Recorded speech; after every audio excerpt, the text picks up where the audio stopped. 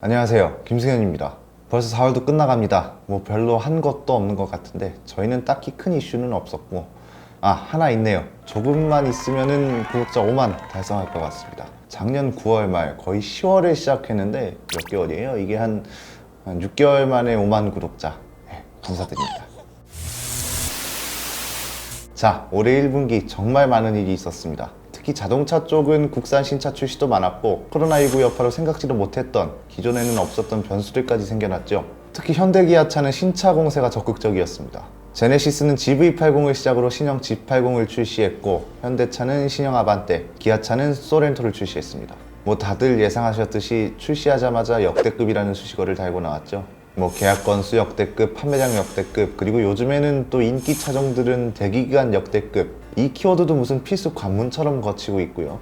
이 대기기간은 좀 빨리 해결돼야 될 것 같긴 합니다. 팰리세이드가 한창 공급이 수요를 못 따라가는 것 때문에 힘들었죠. 그 부작용이 좀 눈에 들어오기 시작한 게 연식 변경. 예를 들어서 5월에 팰리세이드가 연식 변경을 하는데 내 차가 6월에 나오기로 예정이 돼 있어요. 그러면은 이게 취소하기도 애매하고, 내 차는 연식 변경된 차인지 아닌지, 아니면은 뭐 옵션은 빠지는지, 괜히 가격은 올라가는 거 아닌지, 이런 걱정이 많아지죠.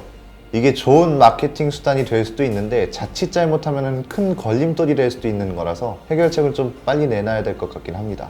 팰리세이드뿐만 아니라 다른 인기 차종들도 대기기간이 6개월씩이나 걸리면은 그건 문제죠. 6개월이요? BMW나 일본차 브랜드들처럼 글로벌 공장 체계를 고민해봐야 할 때가 되지 않았나 싶습니다. 이제 전 세계적으로 수요를 대응하고 하려면 수요는 더 많아질 텐데 공급이 따라갈 수 있도록 미리 준비를 해둬야죠. 지금 국내 공장, 특히 울산 공장 가동률이 적으면 모르겠지만 100%를 넘어선 말 그대로 포화 상태라는 게 이미 숫자로도 드러났고요. 어쨌든 국산 신차들이 큰 주목을 받고 있는 것만큼 잡음도 끊이질 않고 있습니다. 좋은 키워드만 따라오면 좋으련만 신차가 출시되면 항상 부정적인 키워드도 따라오죠. 조립 불량, 품질 문제, 결함. 오늘은 최근 출시된 신차와 관련된 이슈들, 결함 얘기뿐만 아니라 출시쯤부터 논란이 됐던 것들, 그리고 꼭 신차는 아니더라도 1분기에 화제가 됐던 이야기들을 종합해서 살펴보겠습니다. 자, 먼저 신형 소렌토입니다. 소렌토는 하이브리드 모델 때문에 말이 많았죠. 출시 전부터 340억을 보상하게 됐다, 이런 얘기도 많았고요. 2cc 차이로 친환경차 인증을 못 받아서 친환경차 혜택을 못 받는 하이브리드 차인데 친환경차가 아닌 그런 상황이었습니다. 이것 때문에 이 친환경차 혜택에 들어가는 가장 큰 게 개별 소비세, 이거 관련해서 사전 계약자들한테 어떻게 보상할 거냐, 이런 말이 많았는데, 처음 얘기가 나오고 2주 정도 있다가 기아차가 공식 입장을 내놨습니다. 기아차가 공식적으로 내놓은 입장에 따르면 사전 계약자들은 트림별로 개소세 80만원에서 143만원을 보상하고, 취득세는 모든 트림 공통으로 90만원을 지원받을 수 있게 됐죠. 기아차 입장에선 330억 정도를 보상해줘야 하게 된 겁니다. 이게 발표된 이후에 생산 일정이 공개되면서 차주들 고민이 좀 깊어졌죠. 사전 계약 이틀 만에 1년치 물량이 계약되면서 거의 올해 12월까지 생산 일정이 다 채워졌습니다. 그러니까 올해는 사전 계약자들의 물량을 소화하는 데 집중하고 추가적으로 계약하는 건들은 뒤로 조금 미뤄진 그런 상황인데, 이렇게 되면은 차라리 연식 변경을 기다리는 게 나을 수도 있는 것이 된 거죠. 연식 변경이 되면서 친환경차 인증을 받을 수도 있는 거고, 연식 변경이 될 때쯤이면은 이미 산타페 하이브리드도 나왔을 테니 선택지도 늘어나고요. 자, 다음은 제네시스 GV80입니다. 사실 출시 전부터 좀 말이 많았죠. 출시 일정이 우선 3번 바뀌었습니다. 처음 G80하고 출시 일정이 뒤바뀌었을 때는 그래, SUV 열풍에 맞추려는 전략인가 보다, 이 정도를 이해가 되는데, 두 번째 11월 출시 예정이었는데 12월로 한번 미뤄지고, 12월로 미뤄졌는데 또 1월로 미뤄졌습니다. 참고로 1월 15일 출시 확정, 저희가 맞췄던 게 기억이 납니다. GV80 출시 일정은 2020년 내년 1월 15일로 확정되었다고 합니다. 네. 출시 전에 실제로 테스트카에서 문제가 없던 건 아닙니다. 엔진에 문제가 있다는 말이 많았는데, GV80은 관계자에 따르면 엔진에는 문제가 없었고요. 문제가 없었다고는 할 수 없겠네요. 대표적이었던 게 엔진 시동 지연 문제. 이게 어떤 거냐면, 이게 현대기아차 고질병 중 하나입니다. 시동 버튼을 누르면 한 번에 경쾌하게 걸려야 하는데 엄청나게 오래된 디젤차처럼 덜덜덜덜 거리다가 시동이 걸리는. 제가 타고 있는 스팅어도 오토큐 측에서 고압 펌프 문제라 해서 2번 정도 교체를 했는데요. 그런데도 문제가 여전하고, 박병일 명장께도 여쭤봤는데 고압 펌프 문제 가능성은 낮고 스타트 모터 문제의 가능성이 높다, 이렇게 답변을 해주셨고요. 이게 전류가 한 번에 제대로 공급되면서 힘있게 기어가 맞물리면서 시동이 걸려야 하는데 이게 제대로 안 된다는 거죠. 이외에도 도장 불량 문제, 하루 만에 방전되는 문제, 전자계통 문제 등등 여러 가지가 있었습니다. 우여곡절 끝에 출시가 됐는데 출시 이후에 결함이 몇 가지 발견됐습니다. 가장 먼저 테스트 당시에도 발견됐던 방전 문제가 양산차에서도 발생을 했습니다.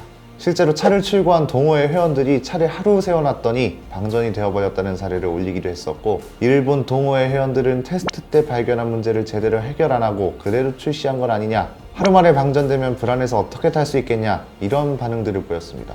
그리고 또 대표적인 게 뒤로 80이라는 별명을 안겨준 변속기 문제. 저희 영상에서 이 장면 여러 번 보셨죠? 기어는 D에 뒀는데 뒤로 가버리는, 이게 직접 주행하고 관련된 거라 꽤 중대한 결함이었죠. 현대차가 최근 들어 변속기 문제가 여러 번 있었습니다. 부츠식 기어에서 버튼식, 다이얼식으로 바뀌면서 현대차 입장에선 이게 새로운 시도잖아요. 새로운 형태를 도입하면서 예상치 못한 결함들이 좀 있었죠. 예를 들면은 소나타는 버튼을 눌러도 변속이 안 된다거나 GV80처럼 변속기 표시 오류가 생긴다던가요. 뭐 이게 불행 중 다행인지는 몰라도 대처가 좀 빨랐죠. 물론 현대차가 자발적으로 한 건 아니고 국토교통부가 리콜 명령을 내린 거긴 하지만요. 국토교통부가 지난 2월 27일에 현대차에서 제작 판매한 GV80 823대 리콜 명령을 내렸고, 리콜 사유는 스톱앤고 IS 장치의 소프트웨어 오류로 변속이 정상적으로 되지 않을 가능성이 확인되었다는 것이었습니다. 현대차 직영 서비스센터나 블루헨즈에서 무상으로 소프트웨어 업데이트를 해주는 방식으로 리콜이 진행됐습니다. 그 다음은, 이건 결함은 아니었는데 좀 황당한 조립 불량 문제였습니다. 얼마 전에 영상으로도 소개해드렸죠. 사진 자세히 보시면은 운전석하고 조수석 도어 트림 색깔이 다릅니다. 사진 속 차가 전시차인데 다른 문은 다 브라운 컬러인데 조수석 문의 그린 컬러가 잘못 조립된 사례였습니다. 전시장 직원도 이걸 몰랐었고, 이 게시글을 올리신 분이 말을 해줘서 알았다고 하더라고요. 이건 참 검수 과정에서 당연히 발견을 해야 하는 건데, 이건 검수 직원의 직무유기라고 봐도 마땅한 실수입니다. 자, G80으로 넘어가 보죠. G80은 아직 출고가 된 차가 많지 않아서 그런지 현대차가 아니면 뭐 제대로 출시를 한 건지 막 이렇다 할 결함은 없었습니다. 그런데 조립 불량 문제로 좀 시끄러웠죠. 얼마 전에 소개해드렸던 이 사진 기억하시죠? 다시 한번 설명을 드리면은, 사진을 한번 확대를 해주시면 위아래랑 색깔이 다르게 조립이 됐습니다. 이게 고객한테 인도된 차가 아니고 시승차였는데요. 이런 문제가 발견됐다는 건 그러면 안 되는 거지만, 시승차는 또 워낙 제조사에서 신경을 많이 쓰잖아요. 그런데 이런 문제가 발견됐다는 건 이것도 직무유기죠. 프리미엄 브랜드를 지향한다면서 이런 문제가 발견된다는 게 말이 안 되는 거죠. 지난번 영상 댓글에 무슨 기업가 일하는 노동자를 왜 욕하냐, 조립 품질이 잘못된 걸 왜 노조 탓을 하냐, 이런 얘기하는 분들 있었는데, 이건 무슨 말도 안 되는 얘기죠. 검수하는 파트가 엄연히 있고 그분들은 검수하는 게 일이고요. 그 일에 대한 보상으로 월급을 받아가는 겁니다. 오늘 여러 번 말씀드리는데 그게 제대로 안 되면 직무유기고, 그에 따른 회사 차원의 조치가 있어야죠. 노조만 노동자가 아니고요. 차를 사는 고객들도 어딘가에선 노동자입니다.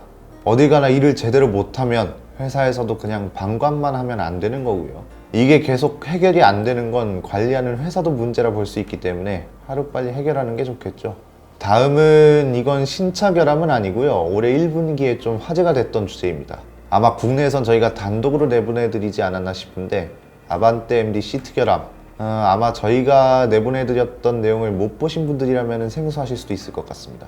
미국에서 일어난 사건인데요. 운전자가 전신이 모두 마비되는 그런 사건이었습니다. 다른 차가 달려와서 피해자가 타고 있던 아반떼, 현지명으로 엘란트라 뒷부분을 추돌을 했고, 이 때문에 운전자는 전신이 모두 마비됐습니다.